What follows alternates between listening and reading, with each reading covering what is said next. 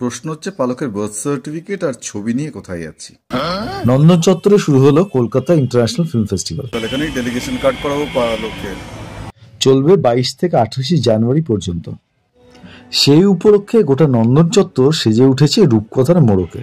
কে নেই সেখানে? Harry Potter, হ্যাগরিড থেকে ফ্রোজেনের ওলাফ এলসারা।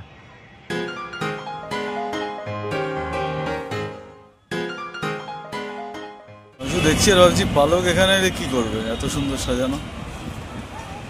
আরেকটু এগোতেই পেয়ে গেলাম আলাদিনের আশ্চর্য প্রদীপ। এই উদ্বোধন আর এখন চলছে ফুল দমে প্রস্তুতি, অনেকটা হয়ে গেছে, বাকিটা চলছে। পার্কে আদলে সাজিয়েছে, সেই গেট, ডাইনোসর, দারুণ সাজিয়েছে। আমার প্রভাবে ইদানিক পালক হয়ে উঠেছে মুভি বাফ।